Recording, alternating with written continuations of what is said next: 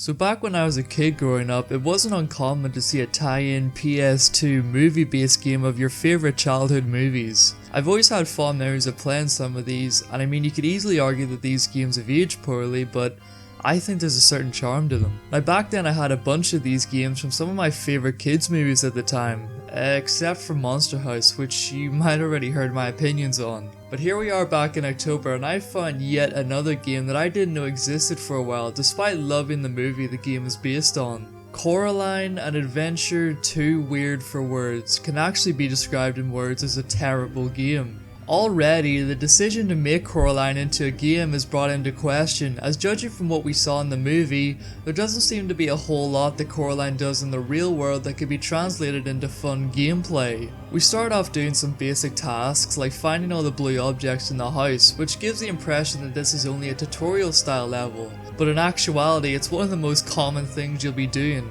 For one thing, the opening of the game feels very faithful to the movie. I mean, we have some of the original voice actors including Dakota Fanning, and initially exploring the house and outside areas would be fun for die-hard fans of the film. There's a lot of interactivity in areas, which is fine I guess, except I didn't want to prolong my time spent playing this game, so I ended up skipping most of them later on. So after we finish the chores, we get to explore the outside and do tasks for the neighbours. We get a slingshot early on, which becomes a key weapon for the rest of the game. I found this slingshot the other day, and since no one is claiming it, I'd like you.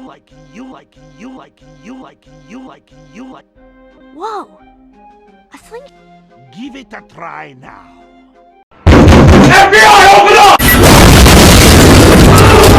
It's just too bad that the combat is the worst I've ever witnessed in a game. Your options boil down to doing the most pathetic kick in gaming history, or using the slingshot.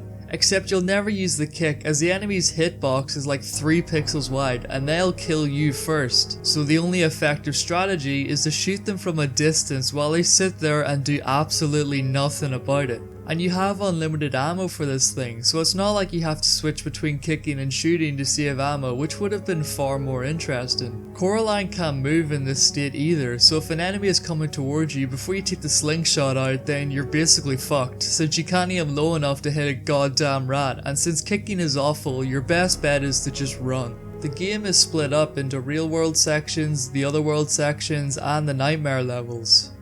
You know what, I'll just say right now that all the real world sections are basically filler. Like after you discover the well, the rest of the real world sections don't exactly add anything further to the story. In one part you have to follow YB into a shed, which you do a simple box puzzle, a tightrope, and then a random slingshot minigame. After that you catch up to him, play another minigame, and learn nothing new after all that. You know, I was worried about you, but now, why do I even bother?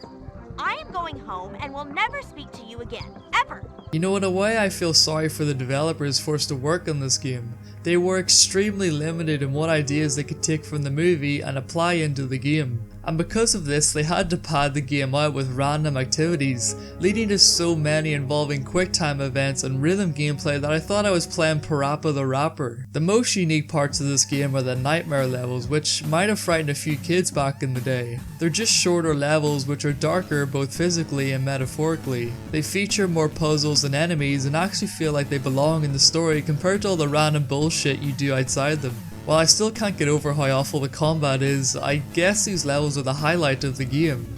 Trust me, that's not saying much. While I mentioned earlier about the amount of things there are to interact with in the world, you get rewarded each time with buttons, which is this game's currency.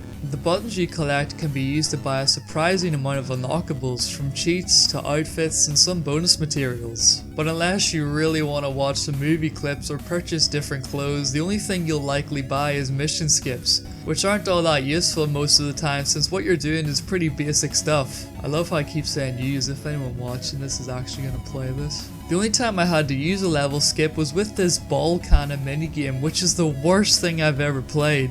The hitbox on this bitch is all over the place. Sometimes she'll catch it, but most of the time she won't, even if it hits her straight in the face. It is one of the most sudden difficulty spikes I've come across, and immediately afterwards we get one of the easiest minigames there is. Did anyone even playtest this shit? Monster House on PS2, while I pointed out how bad that game was, it already had the potential to be a somewhat decent game. I mean, come on, they could have took a few more ideas from Resident Evil or even Luigi's Mansion. Coraline is about a girl who discovers another world which is almost better than the real world to her in every way, but she learns to be careful what you wish for and appreciate what she has after things take a darker turn. I'm not sure how much of that could be transferred into a video game, but they did it anyway, and the result is, well, less than favourable. Although as I rewatched the movie again before playing the game, I'm a bit disappointed that the green stone Coraline uses to get the souls is never brought up. It could have been a cool mechanic the player would have to use in order to find the souls and other hidden stuff. So by the end of the game, I'm honestly not surprised that the final boss is just a long quick time event. I mean, what else could they do with the shallow combat? The timing on these QTs are brutally short, and the direction you're supposed to move the analog sticks in is very precise. You know, I consider myself to be pretty decent at this sort of thing, but this final boss took me about 10 minutes or so to beat. Usually I would be in favour of a good challenging final boss fight, but this is just not fun. Overall, Coraline for the PlayStation 2 is definitely not something worth your time or money, especially since this game is starting to get a bit pricey. Trust me, stay far away from this one. In fact, this game has actually given me a new appreciation for Monster House. Despite hating that game also, at least it had a lot more going on, and if you haven't watched my review on it yet, then please feel free to check it out. But at this point, I guess the only thing left to say is thank you so much for watching the entire video if you've made it to this point. Seriously, and happy Halloween. Bye guys.